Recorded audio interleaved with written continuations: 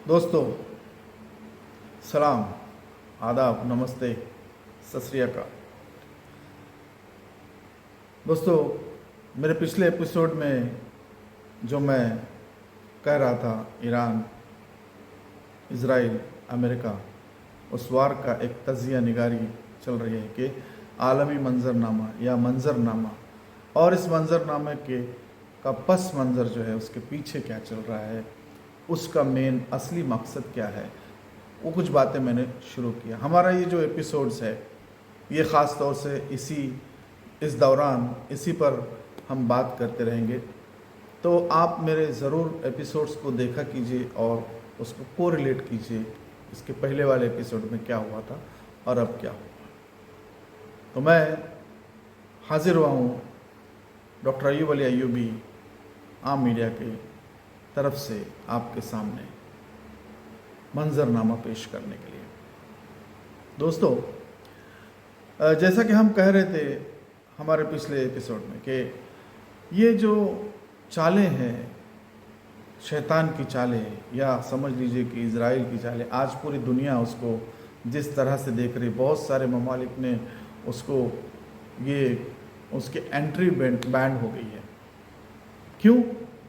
क्योंकि बहुत सारा जेनोसाइड, बहुत सारी चीज़ें जो कर रहे हैं वो मैं आपको आगे बताते जाऊंगा कैसे अमल में आ रहा है और कैसे शैतानी खेल जो है वो दुनिया के सामने उजागर हो रहा है। खैर, हम वीडियो को आगे बढ़ाते, मैंने जैसे कहा था कि इसने अपनी दोस्तियां बढ़ानी शुरू कर दी, ख़ास तौर से इमिरेट्स, और उसके साथ साथ फिर दूसरे अरब ममालिक भी उसके साथ आने लगे। क्यों? क्योंकि जो दौलत इनको मिली, जिससे इनका नाम हुआ, जिससे इनको एक खुशहाली मिली, इनकी आवाम को खुशहाली मिली, इन लोगों ने क्या किया? अपने आवाम को खुश रखा, सब कुछ किया, लेकिन अंदर ही अंदर इन्होंने अपनी दोस्तियां बढ़ा दी इज़राइल के साथ, यहूद और नसारा के साथ, अमेरिका के साथ, जिसका ख़ास तौर से मना किया गया है कि ये तुम्हारे दोस्त कभी नहीं हो सकते, ये तुम्हारे दोस्त कभी नहीं हो सकते। फिर भी जब इंसान के पास दौलत आ जाती है या बहुत सारा पैसा आ जाता है तो एक घमंड, गुरूर ये भी आ जाता है कि बस अब हम ग्लोबल लीडर में हम लोग हो गए हैं, क्योंकि हमारे साथ अमेरिका है, क्योंकि हमें सपोर्ट करने के लिए अमेरिका, जो वर्ल्ड की सबसे बड़ी ताकत है, वो अमेरिका हमारे साथ में, हमारे पीछे, हमारे सेफ्टी के लिए, हमारे सिक्योरिटी के लिए उसने सब कुछ करके रखा है, यहाँ पर बेसिस बनाए, ये सब किया है। लेकिन क्या आप जानते हैं कि बेसिस किस लिए बने थे? या अमेरिकन बेसिस जो मिडिल ईस्ट में है वो किसके लिए बने थे? ये तो जग जाहिर हो गया कि ये उनकी सेफ्टी के लिए नहीं है, ये अरबों की सेफ्टी के लिए नहीं था, ये इज़राइल की सेफ्टी के लिए ये बेसिस बने हुए थे। और जो हवा खड़ा कर दिया गया था, सद्दाम हुसैन, बशर अल असद, सीरिया, लीबिया, या बहुत सारी ऐसी ताकतें जो थी, उसका जो हवा जो बना हुआ था। तो अब आप देखिए कि जलन और हसद और शैतानी चालें कहाँ से कहाँ रिलेट कर रही है। दोस्तों, अगर आपको पता होगा कि शाम, जिसे सीरिया कहते हैं, और लेबनान, जो कि दुनिया के खूबसूरत ममालिक में था कुछ दहाइयों पहले, बहुत खूबसूरती, वहाँ का बिजनेस, वहाँ का ट्रेड और बड़ी बड़ी इमारतें, लेबनान को तो लोग जन्नत से मुशाबह कहते थे। तो इस दौर से पहले उनका दौर था, उसको किस तरह से ख़त्म कर दिया गया, किस तरह से निस्तो नाबूद कर दिया। डेमोक्रेसी के नाम पे वहाँ पर लोग भूखे मर रहे हैं। डेमोक्रेसी के नाम पे इन्होंने पूरे दुनिया को उजागर कर दिया, पूरे दुनिया को उजाड़ दिया। यमन, लीबिया, आज ईरान, देखिए कितने सिविलियंस मर रहे हैं।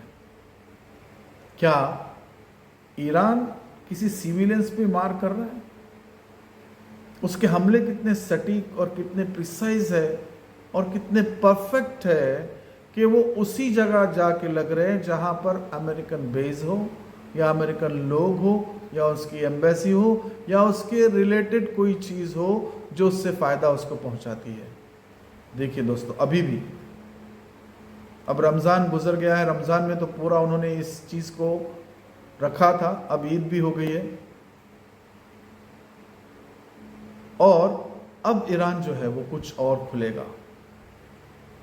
आप देखिए किस तरह से इस जंग का जो पूरा अहाता है वो बदलने जा रहा है। हम दुआ करेंगे कि ऐसा न हो, ऐसा न हो और सारी दुनिया परेशानी में न आए, ये हम लोग दुआ करेंगे दोस्तों। तो चलिए हम आगे करते हैं बात। जिस तरह से मैं कह रहा था कि आप देखते जाइए कि ये किस तरह से फंसाते गया और किस तरह से ये लोगों को अपने चाल में इन लोगों ने और अपने जाल में इन लोगों ने फंसाया कि ये कुछ बोल ही नहीं पाते, ये कुछ बोल ही नहीं सकते। आपने देखा पिछले 3 सालों से गाजा की क्या हालत है। 70,000 से ज्यादा सिविलियंस, 70,000 से ज्यादा वहां लोग मारे गए, शहीद किए गए, बच्चे भूखे, औरतें, बच्चे, बूढ़े। दोस्तों कुछ कहा, बड़ी ताकत, बड़ी हिम्मत, सारी चीज हमारे पास, लेकिन हम चुप रहेंगे। क्यों? क्योंकि इजराइल हमारा दोस्त है। लेकिन ये कौम फलस्तीनी, ये गाजा की जो कौम है, सदियों से लड़ते आ रही है, सदियों से लड़ते आ रही है। उन्हें खत्म नहीं किया जा सकता, उन्हें नहीं मिटाया जा सकता दोस्तों। हाँ, लेकिन ये दोस्त कहते हैं कि हाँ हम मदद करते हैं ना, हम मदद करते हैं ना, जिसको कहते हैं जिहाद बिल माल। हम कहना पहुंचाएंगे, हम पैसे पहुंचाएंगे, फिर भी कितनी तंगी और कितनी मुसीबतें हैं, कोई आवाज नहीं कर रहा। सिर्फ कौन आवाज कर रहा था? ईरान। उसका टारगेट था हर जुमतुल विदा को वो लोग वो रैली निकालते हैं, आपने देखे वो रैली, जिसमें सारे लीडर्स भी आए थे ईरान के, पजेश्कियान और अली रानी जानी। और क्या हशर किया इन लोगों ने, गलतियों पे गलतियां। खैर उसके बारे में तो हम बात करेंगे, लेकिन मैं अब कह रहा हूं कि ये चालें जो चलते रहे और ये फंसते गए, अब इस तरह से फंसे हुए कि कुछ बोल ही नहीं सकते। हालांकि हकीकत इन पे वाज़ेह हो चुकी है कि ईरान जो है एक अलग मुल्क है, लेकिन अमेरिका जो है ये इनका साथ नहीं देगा और इजराइल तो कभी नहीं देगा। यह हकीकत खुल चुकी है, फिर भी ये लोग अब भी नहीं बोल रहे हैं। और ये न बोलना ही सबसे बड़ी वजह है मार खाने की, सबसे बड़ी वजह है। इनको अब तो हिम्मत दिखाना चाहिए दोस्तों। इस बात में कोई शक नहीं कि इन्होंने रिटेलिएट नहीं किया, लेकिन किस तरह से शैतानी दिमाग इनको रिटेलिएट करने पे उकसा रहा है, उसकी मिसालें आपने देखी होंगी कि आरामको पे जो हमला हुआ, जो ड्रोन गिरा, उसको कहा गया कि ईरान ने मारा, ईरान ने कहा कि हमने नहीं मारा। किस तरह से उकसाया गया देखिए। बहरीन में जो हुआ, इन्हीं के अमेरिका के एक मिसाइल ने या जो इनका जो वेपन था उससे 32 लोग मारे गए, कहा गया ईरान ने किया, लेकिन अब साबित हुआ कि ईरान ने नहीं किया। आप सोचिए दोस्तों, देखिए कि किस तरह से ये उकसा रहे हैं, किस तरह से बोले डिएगो गार्सिया पे किया ताकि यूरोप के ममालिक उनके साथ में है। क्यों? इसलिए क्योंकि अमेरिका देख रहा है कि मैं अकेला पड़ रहा हूं।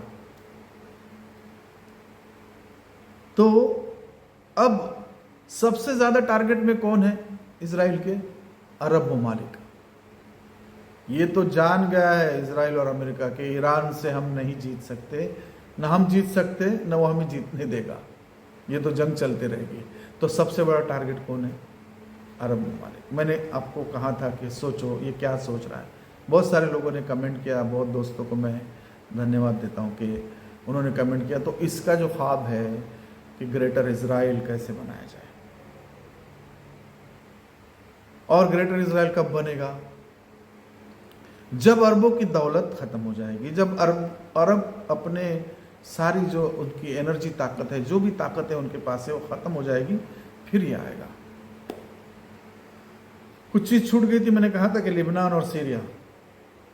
लेबनान ने जो लोग वहाँ पर कितने सयाहत कितनी थी, कितने लोग घूमने जाते थे, शाम में कितने लोग जाते थे, किस तरह से शाम का जो मंजर था, सीरिया जिसको कहते हैं हम, आज क्या हाल हो गया है, कैसा हाल कर दिया है। आज गाजा जैसा हाल लेबनान का हो रहा है। क्यों? एक ही बात, ग्रेटर इज़राइल। ये लोग सिविलियंस पे हमला कर सकते हैं, ये लोग हजारों लोगों को जेनोसाइड कर सकते हैं। क्यों? क्योंकि उनकी कोई कीमत ही नहीं है, इनके सामने कुछ कीमत नहीं है। लेकिन वो बैठा है, उसकी लाठी में आवाज नहीं है। कोई तो है जो इनको जवाब दे रहा है, और अमेरिका को जवाब देने के लिए खास तौर से ईरान आ गया है। और ईरान ने अब दिखा दिया है कि उसके स्ट्रेटेजिक जो हमले थे, उसने जो जवाबी कार्रवाइयाँ की, step by step, step by step, step by step कैसे आगे बढ़ रहा है। अब ये सोच रहे कि हम क्या करें, अरबों को कैसे इन्वॉल्व करें। और जब अरब इन्वॉल्व हो जाएंगे तो ये पूरा जो खेल है ना, पूरा खेल बिगड़ जाएगा। अब तो समझ आ जाए, अब तो समझ जाए ये बादशाह, अब तो समझ जाए कि यहूद और नसारा हमारा दोस्त कभी नहीं हो सकता। ये इतने अंदर से जलते हैं कि ये जब अकेले में जाते तो अपनी उंगलियां ऐसी चबा के काट खाने को करता है उनको। इतना गुस्सा उनके अंदर होता है। जब इंसान नहीं कभी गुस्से में आता है तो अपने काट देता है उसको, इस तरीके से, जिसका जिक्र कुरान में भी है दोस्तों, जिसका जिक्र हदीसों में भी है। लेकिन हम कहाँ देख रहे हैं, हम क्या सोच रहे हैं? दुनिया में अमन और सुकून जहां पर भी है वहां शैतान खलल डालता है। ये बात तो साबित हो गई दोस्तों। तो ये आपके सामने मैंने कुछ बातें आज रखी है दोस्तों। मैं चाहता हूं कि बहुत शॉर्ट वीडियोस आपके सामने रखूं ताकि आप देख सके, सोच सके, और कमेंट बॉक्स में हमें ज़रूर बता सके कि हमें और क्या करना चाहिए, किस तरह से करना चाहिए। और आपको फिर से मैं रिक्वेस्ट करता हूँ कि हमारे चैनल को लाइक, सब्सक्राइब और शेयर ज़रूर कीजिए, और बटन दबा दीजिए बेल, जिससे हमारी हिम्मत अफजाई हो जाएगी और फिर से हम एक नए अंदाज में आपके सामने हाजिर होते रहे, और नए अंदाज में आपके सामने कुछ तज्जिया निगारी करते रहें, कुछ एनालिसिस आपके सामने रखें। हम कुछ कहें, आप कुछ कहें, हम सीखने और सीखने के लिए बैठे हुए, हम सीखने के लिए हर रोज़ तैयार हैं। आप जिस तरीके से हमें कहेंगे, हम उसको अपने इस चैनल को और अपने इन वीडियोस को हम बनाते जाएंगे। तो आपसे ये गुजारिश है, मैं अयूब अली अयूबी आपसे इजाज़त लेता हूँ। आप हमारे आम मीडिया को ज़रूर सब्सक्राइब करें, शेयर करें, लाइक करें। Thank you very much. सलाम अलैकुम।